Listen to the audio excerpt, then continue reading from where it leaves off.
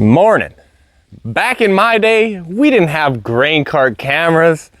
I didn't even have anything nearly as nice as this. I was a grain carter for probably 8 years. I loved it. It was fantastic. But mind you, that was when we were running TRs. So I loved it because it was a lot more calm than what we have going on now. And things have improved a lot. So grain cart now is a extremely high-paced, go job. You don't get a break.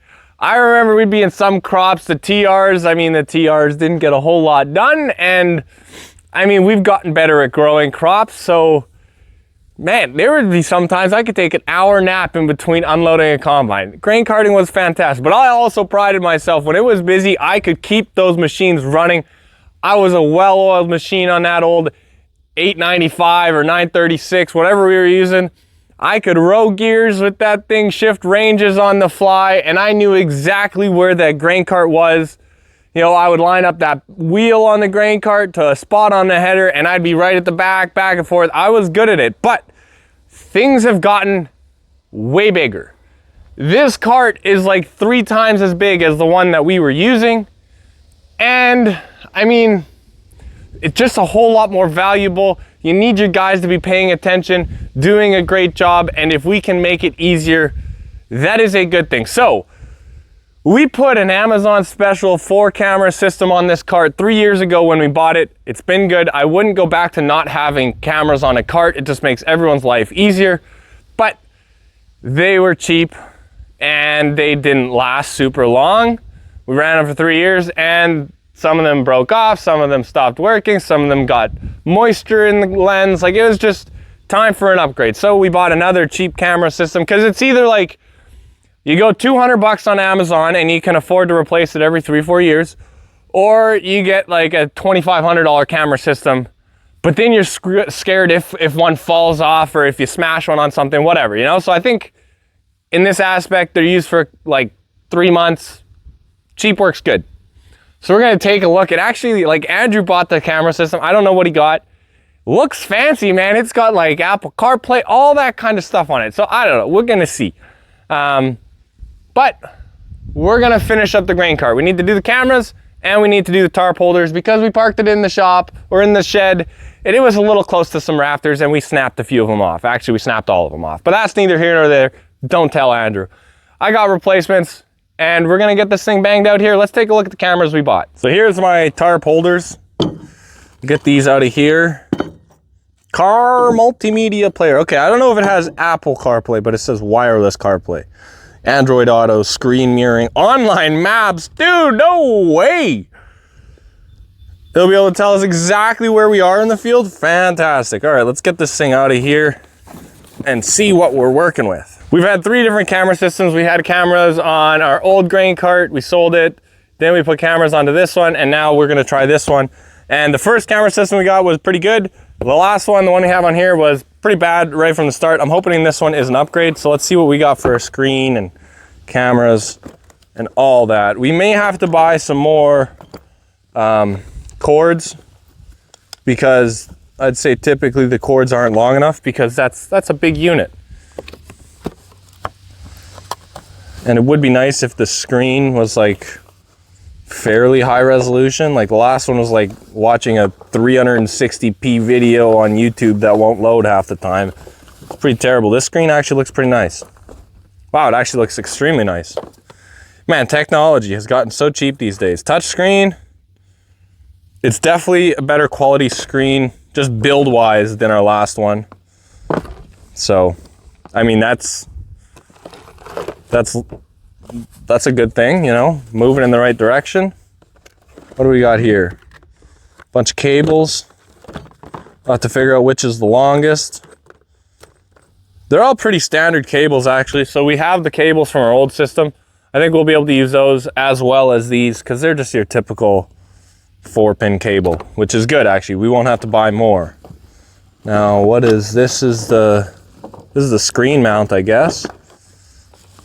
Those could always be better. Cameras are tiny. Let's see what they look like. Technology in general, it's crazy. Well, I would say based off of just initial appearance, these are actually like a metal case with a metal, I don't know, these seem nice. 200 bucks on Amazon.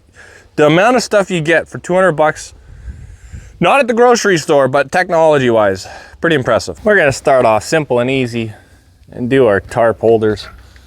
And then we'll get going on the cameras, which is gonna involve a little bit of fabrication because we gotta make brackets.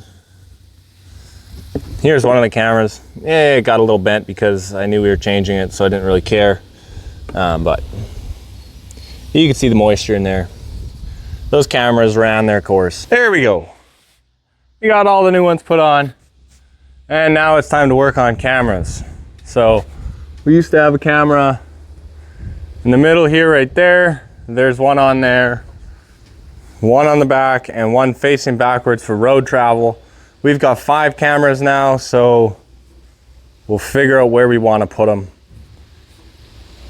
and get going, I guess. We can't wire them all the way into the tractor because that's not the tractor we're going to be using, but that's easy enough to take care of at the end.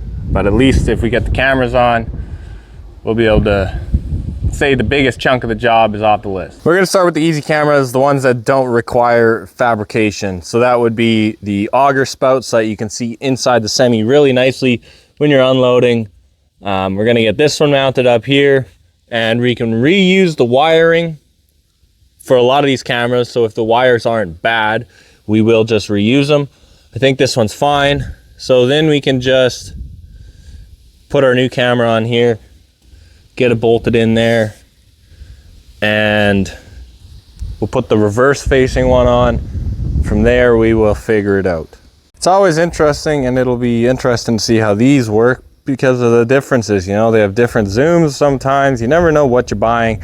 And this one does stand a little bit higher off the body or wherever you're gonna mount it. Like this one, unfortunately I had to take this bracket off to get my bolt in.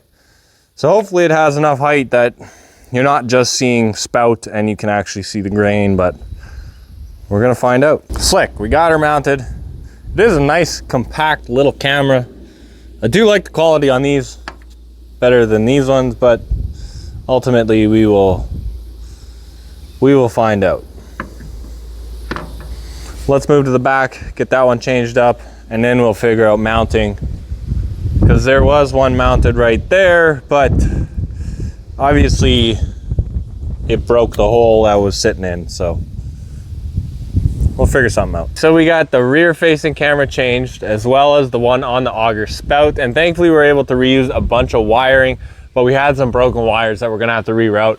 I think we're gonna keep and remount a camera up there with a bit of a nicer mount on it. And then I think since we have one extra, we'll put one on the corner of the grain cart up here so that you can get pretty precise, you know, when filling it up there. And then we'll have one on that side so that we know, hey, we're not spilling, because once you get it like a heap in the middle, then you can't see all the way across with these ones on this side. But I think that'll work good. It'll give us enough wiring because I definitely am going to be short on wiring if I had to run all new wires, but thankfully we're able to save a bunch. There are 2 that I'm gonna have to pull out though. Here's one, and it was the longest one.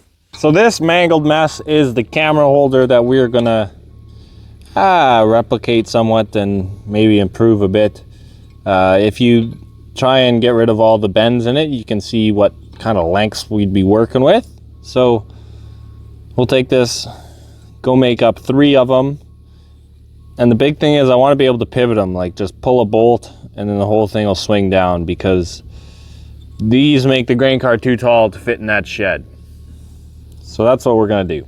I have a decent selection of metal at my place, but not nearly enough. So I gotta have to pick up some metal from Dave Kopp Steel.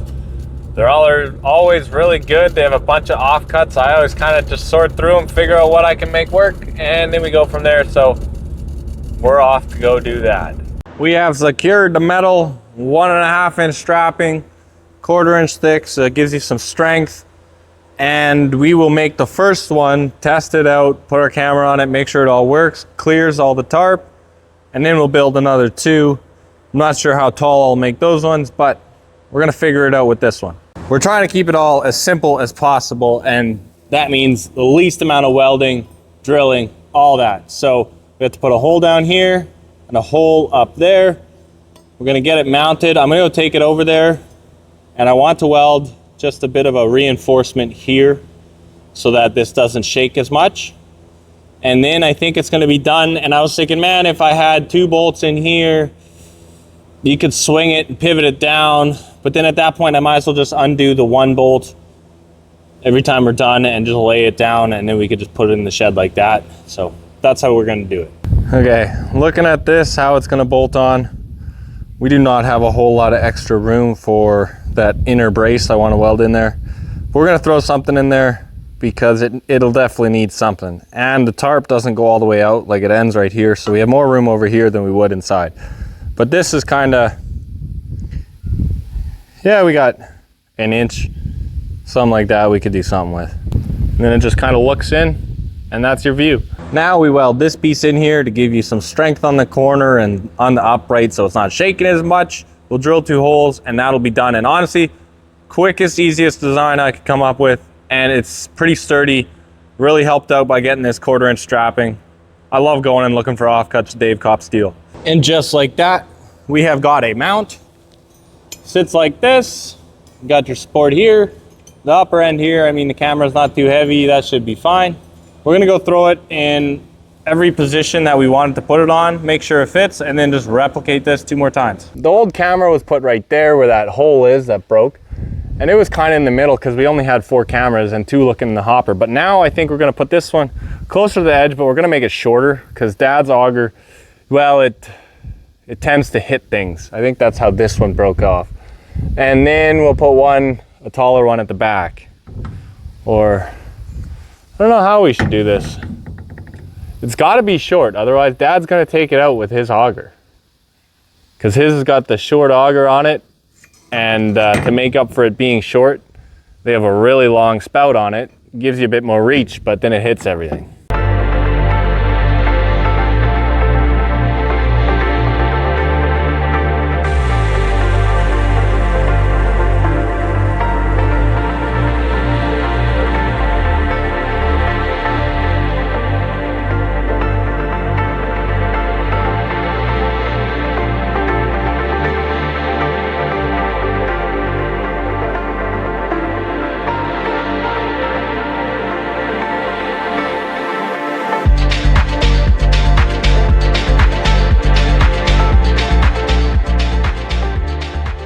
Boom, there we go. We got 3 of the brackets. I made one shorter one for the front where it's not as tall, and hopefully it'll clear the grain or the Dad's auger a bit better. Let's get them painted up and then we'll throw them on. One nice thick coat of black paint will do it. I hate painting, so honestly, the fact that I even painted it, I'm impressed. Let's let it dry and put them on. This is the auger that tipped over on us, and we didn't have insurance on it. And the claim might not have been worth it because I think all we need is the bottom tube and flighting. So we've decided we're gonna fix it. We're just gonna get a bottom tube and flighting. Hopefully that's all it needs. But before we started it or did anything, I really wanted to make sure that the oil was good and that there wasn't any gas in the cylinders, anything like that. So pulled the plugs, cranked it, did an oil change, and should be good to go now. There we go. We got our cameras mounted. We got 1, 2, and 3 up in here looking at things. Put 2 on the front so that I wasn't worried about how long the wires are. Those ones should be no problem. Once we get it all hooked up and the screen plugged in, then we'll be able to point them.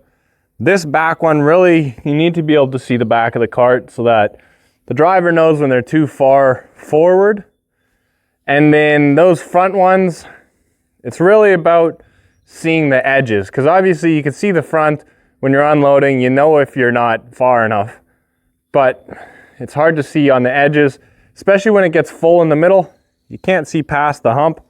So those ones, I think they look pretty good. I'm happy with them. Now we need to run the rest of the wiring to here and those other 2 cameras up there, and then we'll work on getting it hooked up in the tractor, because we got the tractor. So there's our 855 and there's Dad's 865B, and that is the grain cart tractor, so we can put our screen in it and get it all sorted out and check where these things are pointing. So this yard is incredibly full of equipment right now, and I want to get the tractor hooked up that I need on there. So I think we're actually just gonna take that tractor, we could park it back in the shed because I don't actually need it for anything right now. So we'll throw that in the shed, and I think if we back this up, we can just squeak the other 2-track in there, get it hooked up right there, because they're very maneuverable and they can get out of pretty tight spots. So we'll move the truck and get the other tractor hooked up. So right now we're hooked up to the 765C, which is 320 horsepower, and it's got a C9 in it. It's a small frame. So you know they're a small frame when they just have 3 bogie wheels or any of the 700 series, a small frame tractor. And then you have the 800s, so that's an 865B. It's got a C18 in it, and it's at 525 horsepower. And this is an 855 with a C15 in it at 450 horsepower. That ultimately, I would like it to be at 600. I don't think 600 is pushing it at all for that engine. And the C15, I mean, if I could get that bumped up to 525, I think it would be fantastic. And the nice thing is, like, this is the low horsepower big frame, or medium horsepower, I guess, because you can get them with a C13 in them, and then they're only like 400, or maybe they're even 375. But it's all the same drivetrain. And like they've got even, like, because this is an 865, they've got an 875, which is even more horsepower, but same transmission, same final drive, so you know it can take the power. So this one, being ours, I would really like to get it bumped up over 500. I think that would be really good for some of the tillage we're trying to do. Anyways, let's fire up to 765, back it up, get it out of there, and then we'll hook up to this so that we can put our screen in there and get it all situated. We did full set of injectors on this thing this winter, and it's in pretty good shape. And we had to move the combine so that we could unload some trees that broke off in the storm, but we actually didn't even have to move the grain cart. I think we'll be able to get in there just fine.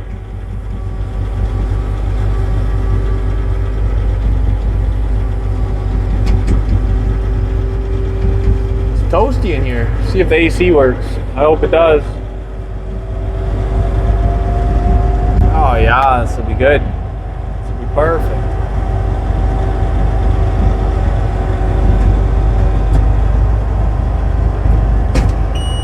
This thing's got a hydraulic jack on it, which is pretty slick. It's nice. This would be a big jack or a hard thing to lift up, so nice option.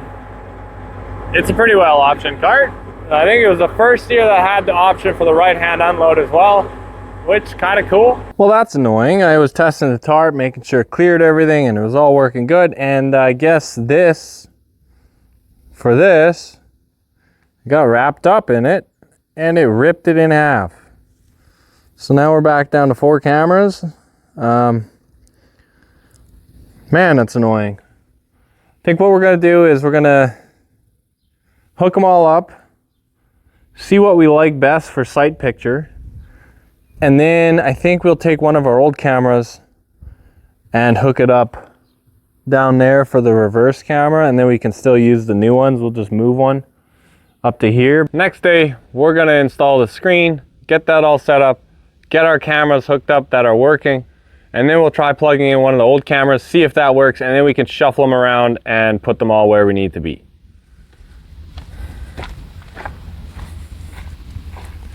So, oh man, where's the screen? I grabbed everything but the screen. Oh no, the screen's in there already. Nice. All right. I like it. I think it's going to be good. We got our GPS, we got our cameras, and then here we will mount our scale. And I've got the wire here. This was from our old camera system. I just cut it off. My power and ground hooks up to this bar here, which is your accessory. Like any power you want to take off easily, you can just take it off of there. And then we wire it into here, hook up our cameras. Should be going in no time. We're getting it wired up. Things had me a little bit confused because there's this red accessory wire, then a B plus for the battery, and then a ground. So I thought this red one was just like optional, you know, I didn't necessarily need it, but I couldn't get the screen to turn on until I started playing with the red wire and adding it. So then I just tied it together with the battery one. And now we get things to turn on. We'll clean this up and start hooking up our cameras. All right, we got all the wires run. Things are all hooked up there. Now we just need to clean up the wiring here going between the tractor and the grain cart. And then we can go up there and take a peek and see what we think and maybe re-aim some of these cameras. I really just don't love all this stuff, like getting all twisted up in here, that sort of thing. So we're gonna do some cleaning here and get it organized. Here we are. We are in the tractor looking at our screen.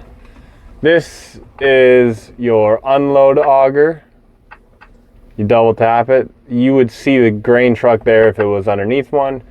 Then your backup camera, that's really nice when they're transporting on the road. The grain cart, you can let everyone know who's behind you.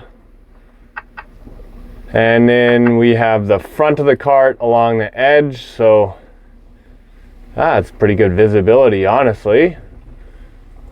And then the back, which is perfect because now you can see exactly where the back is, so you can line up well.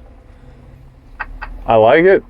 And you can see all of them there, and it's pretty nice to just click on the one you want and boom, you got big screen. I like it. I wish we had the 5th camera because then we'd have 3 looking in the hopper, but nah. You win some, you lose some. So there we go. We got the cameras mounted on the grain cart. And I think at some point in this video I said I like these cheap camera systems. Well, I take it back. I forgot how much work it is just getting things mounted, set up, working properly. And I think next time, either on the next grain cart we get, or if these don't last, I think maybe we're just gonna bite the bullet and get a good kit, because for me to spend a day and a half monkeying around, doing all this crap, honestly, time is the most valuable thing I have right now, and I don't think it's worth it. So maybe get the good kits. I think you can get some that fold down in underneath the tarp when you roll the tarp. Sounds pretty good. I think next time we would do that. Anyways, I appreciate you guys watching, hanging out. We'll see you on the next one. Harvest is coming up fast. We're gonna have a soft start on the ryegrass. We'll have a couple weeks break hopefully in between, and then it'll be full steam ahead.